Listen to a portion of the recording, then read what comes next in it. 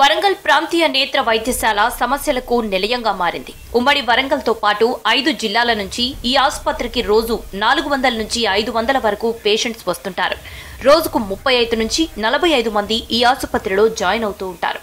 రాష్ట్రంలో 2వ స్థానంలో ఉన్న కంటి ఆసుపత్రిలో డాక్టర్ల, పారామెడికల్ సిబ్బంది కొరతతో సరైన వైద్యం అందడం లేదంటున్నారు రోగులు. ఆసుపత్రిలో సరిపడా సిబ్బంది లేక రోగులు ఇబ్బందులు పడుతున్నారు. 92 పోస్టులకు 52 మంది పనిచేస్తున్నారు. 4 ప్రొఫెసర్ పోస్టులకు 2 ఖాళీగా ఉన్నాయి. 4 assistant professor, 4 civil assistant surgeon పోస్టులు, 20 హెడ్ నర్సెస్, 12 ఎన్ఎన్ఓ పోస్టులతో పాటు మరికొన్ని పోస్టులు అవసరం ఉన్నాయని ఆసుపత్రి వర్గాలు తెలిపాయి. ఒక administration officer post, health visitor పోస్టులు 2 ఖాళీగా ఉన్నాయి. రిసెప్షనిస్టులు అస్సలు లేరు. స్వీపర్, క్లీనర్ పోస్టులు చాలా కాలం నుంచి భర్తీ చేయలేదంటున్నారు ఆసుపత్రి వర్గాలు. హాస్పిటల్ ఇది చాలా మంది వస్తారు కదా అండి, ఇంకా కొంచెం డెవలప్ చేస్తే బాగుంటుంది అని అంతే. స్టాఫ్ కూడా ఇంకొంతమంది ఉండాలి. ఇట్లా అంటే కొంచెం బిల్డింగ్ కూడా పాతగా అయిపోయింది కదా, కొంచెం చూసుకుంటే బాగుంటుంది. ఇమ్మీడియట్గా అంటే కొంచెం ఇబ్బంది పడకుండా చూసుకోవాలి పేషెంట్. ఇప్పటి వరకు అయితే ఎక్కడ జనం వచ్చినా ఎవరు వచ్చినా మంచిగానే చూస్తాను.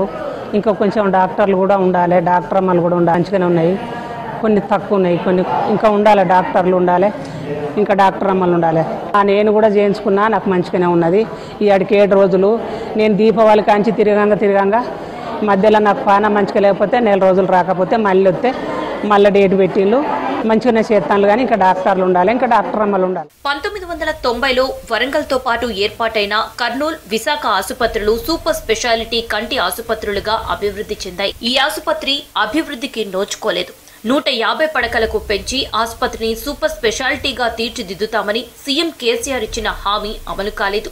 ఆసుపత్రి భవనం పాతది కావడంతో పెచ్చులు ఊడిపోతున్నాయంటున్నారు. సిబ్బంది కొరత, బిల్డింగ్ పరిస్థితిపై ప్రభుత్వానికి నివేదికలు పంపామన్నారు ఆసుపత్రి సూపరింటెండెంట్ గిరిధర్. చుట్టూ చెట్టు చేమలలో కూడా మంచి వాతావరణం కనబడుతుంది. లోపల మాత్రం ఇలాంటి వాతావరణం లేదు.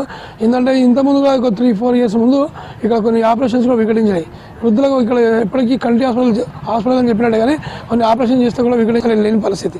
ఇలా రోగులకు వస్తే అసలు రోగులకు వీళ్ళే ట్రీట్మెంట్ చేసి వాళ్ళకు ఆటోలో పంపించాలి ఛార్జ్ ఇచ్చి, ఎందుకంటే గవర్నమెంట్ అలా రూల్ ఉంది. కానీ ఇప్పటిదాకా చేసిన పరిస్థితి లేదు. ఈ దవాఖాన సుమారు 60-70 సంవత్సరాల నుండి ఇదే పరిస్థితి. ఈరోజు కంటి చూపు మీద బాగా చెప్తాను, కంటి వెలుగు అని చెప్పుకుంటాను. మరి కంటి వెలుగు అని చెప్పే క్రమంలో ఈ కంటి దవాఖాన మంచి చేసే పరిస్థితి లేదు. మీరు చూడండి వరంగల్ కొడుతుంది. హాస్పిటల్లో వైద్య సిబ్బందితో పాటు వైద్య పరికరాలు, మందులు, నిధుల కొరత తీవ్రంగా ఉంది.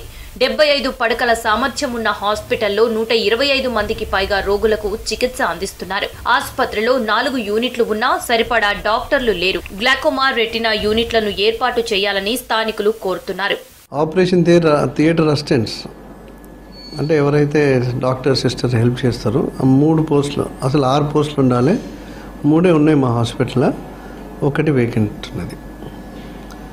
క్లాస్ 4 కొన్ని 1-2 పోస్టులు అక్కడక్కడ ఎఫ్ఎన్ఓ, ఎంఎన్ఓ. లాస్ట్ ఇయర్ 2022లో 60,000 మంది, అంటే ఎగ్జాక్ట్లీ చెప్పాలంటే 57,000.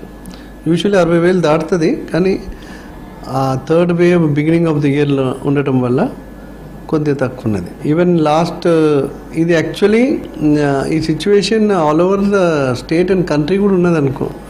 నోవేర్ ఇన్ అంటే ఆల్ టెంపరీ ఎంప్లాయీస్తోని ఇంకోటి 4 కాంట్రాక్ట్ అసిస్టెంట్ ప్రొఫెసర్స్, ఇప్పుడు 4 కాంట్రాక్ట్ అసిస్టెంట్ ప్రొఫెసర్స్ పనిచేస్తున్నారు. రీజనల్ కంటి ఆసుపత్రిని సూపర్ స్పెషాలిటీగా అభివృద్ధి చేయాలంటున్నారు వరంగల్ వాసులు.